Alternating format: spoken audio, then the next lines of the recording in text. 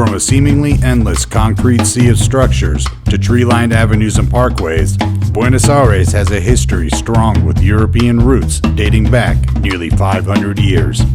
For some, it's a necessary pit stop on their journey to Antarctica, and for others, it's a destination all its own. For me, it's a healthy combination, and I am ready to explore Palermo, a neighborhood for only the coolest of the cool. It was a 10-hour overnight flight, landing at like 7 a.m. So of course, hotel rooms are not ready. 10 out of 10 on the coffee though. So Buenos Aires, at least you got that so far.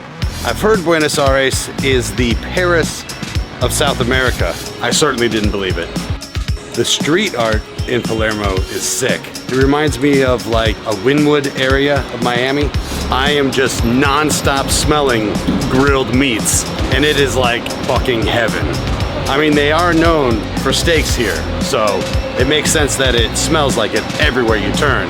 In VA, there is no meal without meat, and it's time for the best sandwich in town at Cafe Paulin. My balance was off. Famous for its fresh ingredients and its tradition of sliding your food flawlessly down the counter, it was also featured in the Argentinian historical film 1985. That sandwich was fucking dope. The bread here is so fresh, it's not like the fucking garbage they feed us in the United States with all the preservatives and shit. Now I see why they call Buenos Aires the Paris of South America. It's not just the architecture, it's really the metropolitan culture that makes it feel so European.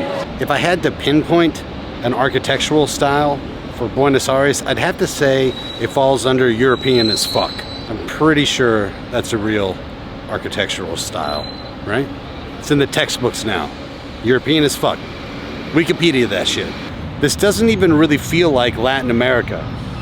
Buenos Aires just fucks like Europe. As the day winds down, Palermo's starting to turn up. There are cafes, restaurants, fucking everywhere, and they all sound and smell amazing. And we got reservations at Parrilla Don Julio, which is actually the #1 steakhouse in the whole fucking world this year. 2024, #1 steakhouse in the world. We are immediately greeted with a glass of champagne and take the tour past the Michelin star and their famous grill where they are prepping the meats for tonight's dinner service.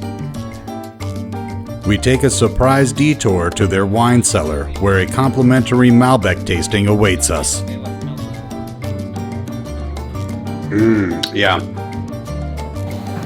That was amazing. I'm gonna be shit-faced before I even order any food. They're smart. The menu consists of dry-aged Aberdeen and Hereford cattle.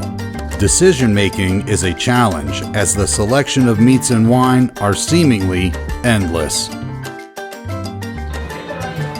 This sweetbread is massive. It's like a smoky grilled organ. If you've never had sweetbread, it's the Thanos gland, and it's from the Marvel universe, that thymus gland. Thymus Thanos. I think it's grilled provolone. Now we're just waiting on the meats. I'm definitely gonna have the meat sweats after this. It's gonna be a lot of beef. Round 1 is a perfectly cooked picanha. That steak is fuck you good. Not really any other way to put it. Time for the tomahawk.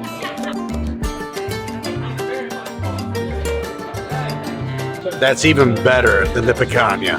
I can say, without a doubt, this is the best fucking steak I've ever had in my life. Is this appropriate? I don't know.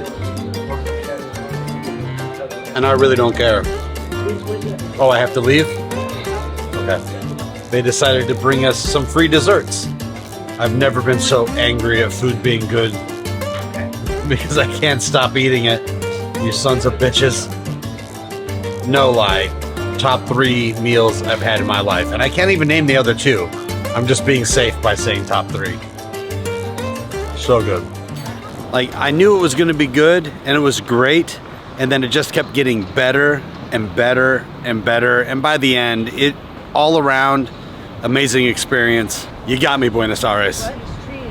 You got me.